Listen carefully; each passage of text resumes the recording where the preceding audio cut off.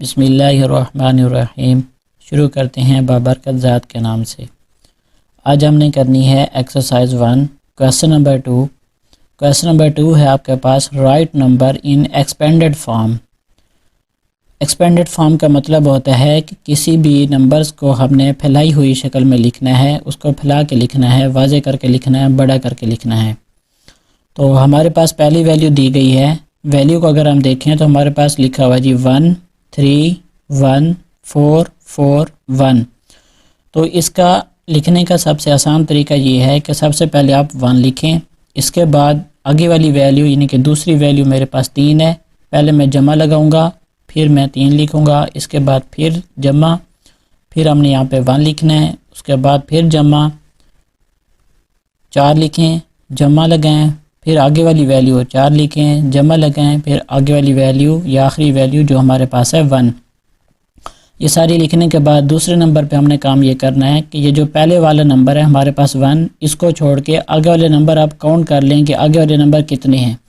तो आगे वाले नंबर मेरे पास 5 हैं, तो मैंने यहाँ पे जो 1 लिखा था इसके आगे मैंने 5 मरतबा 0 लगा देना है। ठीक है जी। इसके बाद 3 देखें, 3 के बाद हमारे पास दाएं तरफ 4 नंबर बचते हैं, तो हमने 4 0 लगा देने हैं। आगे वाले नंबर पे हमारे पास 3 0 बनेंगे, इसके आगे 2 0 बनेंगे, इसके आगे 1 0 बनेगा और आखिर वाला जो नंबर है इसके बाद हमारे पास कोई भी नंबर नहीं बचता। सवाल में देखें 1 के बाद दाएं तरफ हमारे पास कोई भी नंबर नहीं बचता, इसलिए यहाँ पर भी हमने कोई भी नंबर नहीं लिखना, 0 नहीं लगाना। तो ये हमारे पास ए पार्ट कंप्लीट हो चुका है। अब हम चलते हैं अपने दूसरे पार्ट की तरफ। इसके भी आप पहले तमाम वैल्यूज़ लिख लें। पहली वैल्यू मेरे पास 6 है, इसके बाद जमा, फिर मेरे पास 0 जमा 0 जमा 9 जमा 0 जमा 0। तो ये सारी वैल्यूज़ मैंने बारी बारी लिख ली। अब 6 के बाद दाएं तरफ मैं देखता हूँ मेरे पास 5 नंबर हैं, तो मैंने यहाँ पे 5 0 लगा दिए। इसी तरीके से अगला जो नंबर है इसके साथ आपने 4 0 लगा दिए, इसके आगे वाले नंबर के साथ आपने 3 0 लगा दिए, 9 के साथ हमने 2 0 लगाने हैं, यहाँ पे 1 0 हम लगाएंगे और ये सवाल जो है हमारा कंप्लीट हो चुका है। इसी तरीके से अब हम चलते हैं अपने अगले सवाल यानी कि सी पार्ट की तरफ। सी पार्ट में अगर हम चेक करें तो हमारे पास जो पहली वैल्यू है वो 9 है, इसके बाद हम जमा, फिर हमारे पास 4 है, फिर जमा लगाएं, फिर आगे वाली वैल्यू 9 है, जमा लगाएं, इसके बाद अगली वैल्यू 1 है, जमा लगाएं, 1 के बाद अगली वैल्यू हमारे पास 8 है, इसके बाद जमा लगाएं, फिर हमारे पास 1 है। अब ये जो मैंने 9 लिखा है इसके बाद दाएं तरफ मैंने 5 0 लगानी है, 1 2 3 4 5।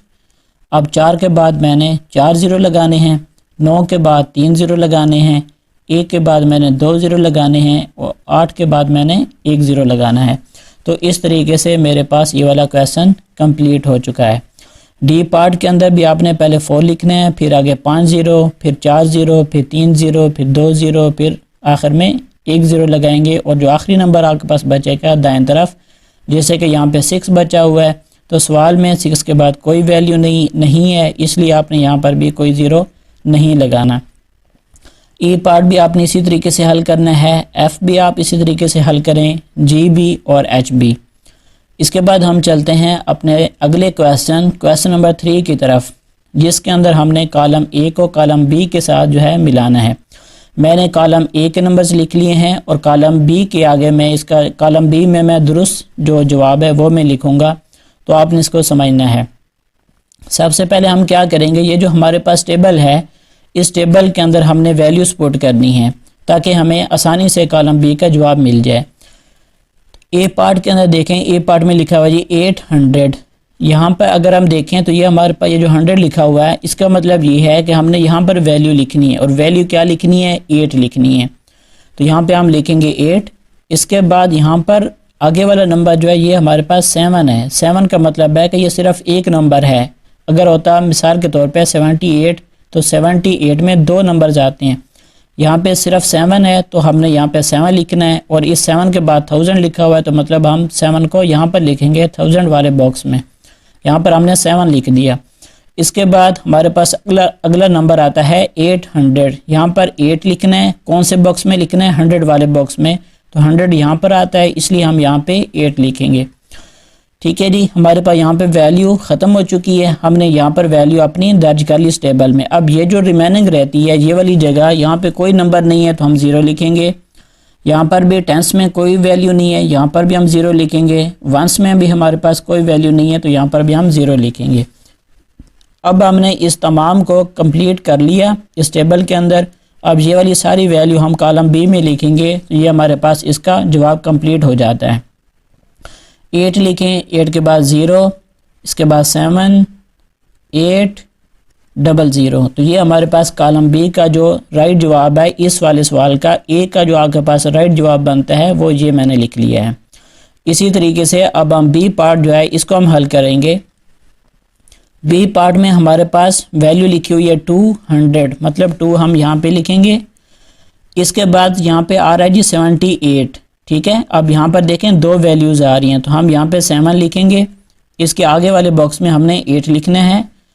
1000 यानी कि 8 कहाँ पे आएगा? 1000 वाले बॉक्स में। और यहाँ पे आ रहा है जी हमारे पास 78। ठीक है, अच्छा 78 का मतलब ये है कि हमारे पास उसने वंस और टेंस दिया है, 100 यहाँ पे नहीं लिखा हुआ। तो हमने 100 वाले बॉक्स को खाली छोड़ दें या यहाँ पे आप 0 लगा लें और इसके आगे आपने 78 लिख लेंगे। ये हमारे पास कंप्लीट हो गया। अब टेबल से देख के हम इसकी वैल्यू पुट कर लेते हैं। तो मेरे पास जवाब बनता है 2780778। तो ये हमने अपना जवाब जो है ये कंप्लीट कर लिया। इसी तरीके से अब हम चलते हैं अपने अगले सवाल सी पार्ट की तरफ। सी पार्ट में लिखा हुआ जी 800। तो यहाँ पे हम लिख लेते हैं 800। आगे वाला देखें तो यहाँ पे हमारे पास आ रहा है जी 8000, यानी कि ये वाला जो बॉक्स है हमारे पास यहाँ पे हम नहीं लिखेंगे, सिर्फ बॉक्स जो 1000 है इस वाले बॉक्स में हमने 8 लिख लेना है। इसके बाद आ रहा है जी 808। तो यहाँ पे 808, यहाँ पे 8 लिखें, इधर हमारे पास दूसरा 8 आएगा।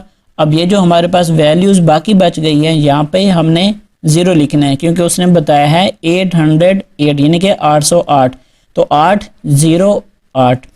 उसके बाद ये जो 10,000 वाला बॉक्स था 10,000, यहाँ पे वैल्यू नहीं है तो हम क्या लिखेंगे? 0 नंबर लिख लेंगे। अब इसको आप कंप्लीट करके लिख लें, यहाँ पे 80808। इस तरीके से हमारे पास इसका जवाब कंप्लीट हो जाता है। अब हम चलते हैं अपने अगले सवाल डी पार्ट की तरफ। डी पार्ट में आता है जी 207,000। यहाँ पे हम लिखेंगे 207,505, 505। तो 505, ये हमने अपना सवाल कंप्लीट कर लिया। यहाँ पे वैल्यू नहीं है तो क्या करेंगे? 0 लगाएंगे। अब हम इसको लिख लेते हैं 207,505। ये रहा जी हमारे पास डी पार्ट का जवाब। अब हम हल करते हैं अपना आखिरी पार्ट ई पार्ट। यहाँ पे आ रहा है हमारे पास जी 200 वाले बॉक्स में हम लिखेंगे, फिर आ रहा है जी 6,000 वाले बॉक्स में हम क्या लिखेंगे? 6 लिखेंगे। अब जो आगे वैल्यू दी हुई है, आगे वाली वैल्यू उसने 2 दी हुई है, यानी कि सिर्फ आगे पास एक वैल्यू है, वंस वाली वैल्यू है, इकाई वाली वैल्यू है। तो इकाई वाले बॉक्स में हम क्या लिखेंगे? 2 लिखेंगे। बकाया जितने आपके पास बॉक्स रहते हैं वहाँ पे हम क्या करेंगे जी? 0 हम दर्ज करेंगे। तो ये लें जी हमने 0 दर्ज कर लिया, हमारे पास टेबल कंप्लीट हो गया। अब टेबल से देख के हम अपनी वैल्यू इसके अंदर दर्ज कर लेते हैं। ये लें जी, ये हमारे पास ई पार्ट का जवाब भी कंप्लीट हो गया।